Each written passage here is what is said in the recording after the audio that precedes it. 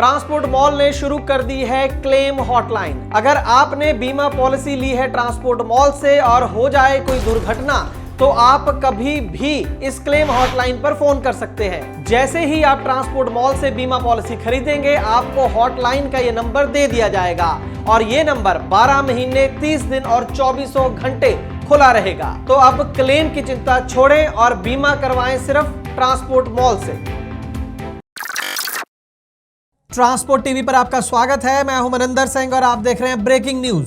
दोस्तों, जैसे कि ट्रांसपोर्ट टीवी पर पहले हमने आपको बताया था कि हर रोज अलग अलग राज्य अपने अपने ऑर्डर निकाल रहे हैं। जो भी गाड़ियां उनके राज्यों में एंटर होंगी उनके लिए अलग अलग नियम बना रही हैं।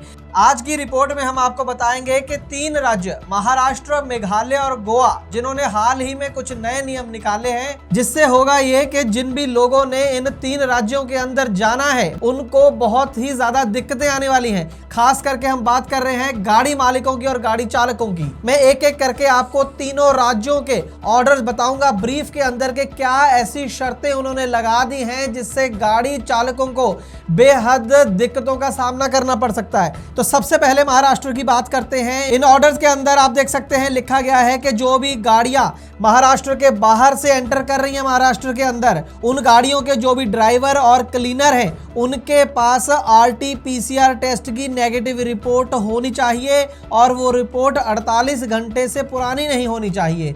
आसान भाषा में मैं आपको बताऊं तो RT-PCR कोरोना का वो टेस्ट है जिसको कराने में ही 24 घंटों से 48 घंटे लगते हैं और इनका कहना यह है कि वो रिपोर्ट आपके पास होनी चाहिए, नेगेटिव रिपोर्ट कि आपको कोरोना नहीं है, लेकिन वो रिपोर्ट 48 घंटे से पुरानी भी ना हो। इसका सीधा सीधा मतलब यह है कि अगर पंजाब या दिल्ली से कोई गाड़ी महाराष्ट्र जाती है या कोलकाता से महाराष्ट्र जाती है, जिनको 3-4 दिन लग जाते हैं महाराष्ट्र पहुंचने में, तो उनको रास्ते में कहीं पर पहले तो जगह ढूंढनी पड़ेगी जहां पर RT-PCR टेस्ट हो रहा हो।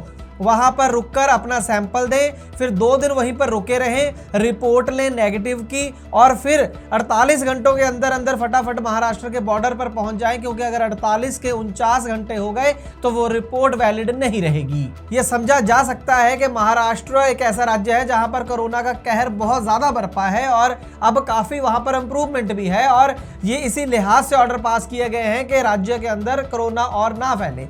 लेकिन ऑर्डर कुछ इस तरीके के इम्प्रैक्टिकल ऑर्डर हैं कि गाड़ी मालिकों के लिए अपनी गाड़ियां वहां पर भेजना और गाड़ी चालकों के लिए गाड़ियां वहां पर लेके जाना ही असंभव सा हो जाएगा।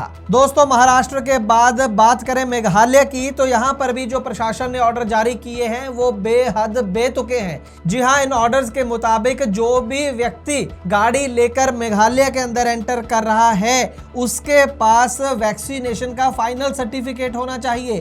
कहने का मतलब उसके दोनों वैक्सीन जो है, 2 डोज है वैक्सीन की, दोनों लगी होनी चाहिए, तभी आप जो है मेघालय के अंदर एंटर कर सकते हैं। अगर आपको दोनों डोज नहीं लगी है तो फिर आपको मेघालय के बॉर्डर पर RT-PCR टेस्ट करवाना पड़ेगा।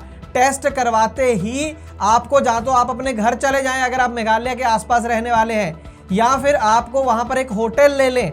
होटल के अंदर 1 हफ्ते तक आप क्वारंटीन रहें। आपकी रिपोर्ट 2 दिन बाद नेगेटिव आए, पॉजिटिव आए, आपको 1 हफ्ता उसी होटल में रहना पड़ेगा, आइसोलेशन में रहना पड़ेगा कहने का मतलब, और उसका जो पूरा खर्चा है वो आपको ही सहन करना पड़ेगा। उसके बाद ही आपको मेघालय के अंदर जाने दिया जाएगा। ये ऑर्डर है मेघालय प्रशासन के। और एक और अजीब बात मैं बताऊं तो लिखा है कि अगर आप महाराष्ट्र, दिल्ली, यूपी, बिहार, वेस्ट बंगाल, कर्नाटका या केरला से आ रहे हैं और आपके दोनों वैक्सीन लगी हैं तो भी माना नहीं जाएगा, आपको टेस्ट करवाना ही पड़ेगा। ये बेहद बेतुका ऑर्डर है और इसको कोर्ट के अंदर चैलेंज करना चाहिए कि अगर 2 वैक्सीन लगाकर भी व्यक्ति सुरक्षित नहीं है तो वैक्सीन का क्या फायदा। और फिर ये जो 6-7 राज्य हैं इनको क्यों निकाला गया है अलग से, ये बिल्कुल समझ से परे है। सिर्फ उन लोगों को जिनको एक ही दिन में मेघालय में एंटर करके वापस आना है माल अनलोड करके या कुछ भी या लोड लेकर, उनको छूट दी गई है क्वारंटीन से। बस यहां पर हम ये भी बता दें कि जो ट्रांसपोर्ट टीवी को वहां से ड्राइवर भाइयों ने वीडियोस भेजे हैं, फोन कॉल्स करी हैं, उनके मुताबिक एक और रास्ता खोल दिया गया है इन सब से बचने का, क्वारंटीन से बचने का, कोविड टेस्ट से बचने का। वो ये है कि आप इनको 250-300 रुपया दो तो आपको आगे जाने देते हैं। फिर कोरोना का कोई खतरा नहीं रहता है राज्य को